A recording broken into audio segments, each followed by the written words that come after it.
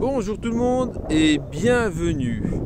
Bon bah aujourd'hui on continue la partie travail. Donc là ce que vous pouvez voir, la première rangée de piquets de tête, le cordeau, la baramine dans laquelle me sert à faire les empreintes dans le sol pour mettre en place les amarres. Je vous mettrai quelques photos pour vous expliquer. Donc ça c'est la clé à amarre avec le plateau à vis qui est au bout, vous voyez.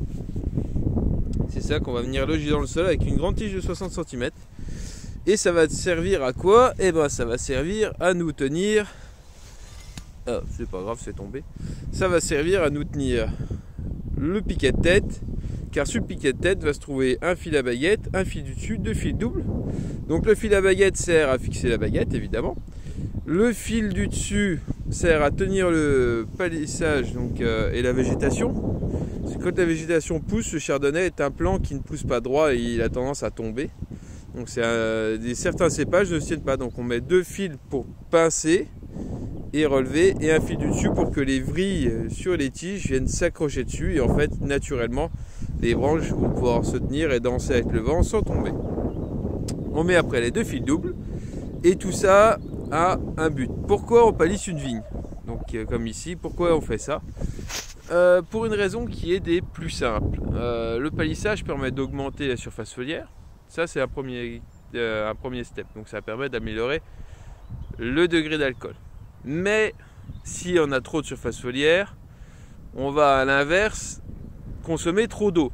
Donc avec le réchauffement climatique de ces derniers temps, on a tendance, c'est plutôt intelligent de revenir en arrière en mettant moins de surface foliaire, un peu plus d'écartement. Et pourquoi un grand écartement? Ça amène plus d'air, donc moins de maladies. Qui dit moins de maladies dit moins de traitement. Et si on dit moins de traitement, on dit que c'est quand même plus facile de faire la vigne quand on a plus de chances que les raisins restent sains naturellement que par les effets de produits qui sont de tout type de culture. Et donc le but du palissage a été une énorme évolution dans les années 60, en fait, à l'apparition du tracteur enjambeur et du tracteur tout court. Avant, on était culture échalas, ça veut dire un cep, un piquet, ou en full, ça veut dire sans piquet. Beaucoup de vignes étaient cultivées comme ça, mais beaucoup de variétés ne se tenaient pas, donc c'était échalas. Donc on avait un tuteur de bois par piquet, et les conditions des vignes étaient très différentes. On mettait pas de greffage à cette époque-là, au 19e, on faisait du marcottage, donc en gros, pas du marcottage, la complantation. Vous prenez une branche, vous la remettez dans le sol un peu plus loin, et hop, elle fait des racines, elle repousse, après vous coupez cette jonction-là au bout de 2 ans, et voilà, et vous avez créé un nouveau cep. À l'époque, on faisait comme ça. Aujourd'hui, malheureusement, dans le sol, on a ce qu'on appelle le phylloxéra, donc c'est un puceron qui vient piquer les systèmes racinaires des plants de vigne français, qui les rend malades et les fait crever. On ne peut pas dire autrement les choses, c'est triste et ça a fait dépérir tout le terroir et tout le terroir viticole français, puis des pays limitrophes évidemment, fin 18e, début 19e. C'est pour ça qu'aujourd'hui on utilise des greffes traitées à l'eau chaude pour différents types de maladies qui sont brûlées à ce moment-là.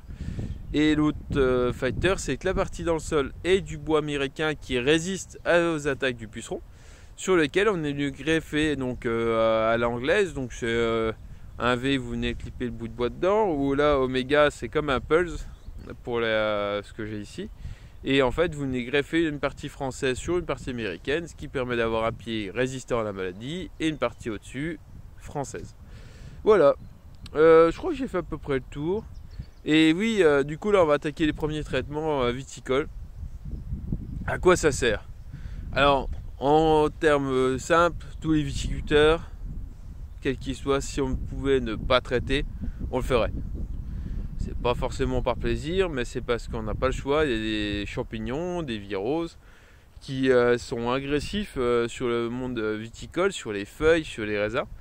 Et malheureusement, même si on ne traite pas, on ne produirait pas de raisin. Il y a des millésimes, on pourrait presque ne pas traiter. Presque, je dis bien, parce que j'ai essayé, mais ça ne marche pas. Et il y a des millésimes, on peut faire malheureusement que traiter, parce que les conditions météo sont défavorables. Et on arrive sur des explosions de maladies qui feraient qu'on ne produirait pas de vin tous les ans. Et ça serait dramatique. Donc du coup, on est obligé de traiter. Donc là, le début de la saison ne va pas tarder à démarrer. Donc on est en plein dedans.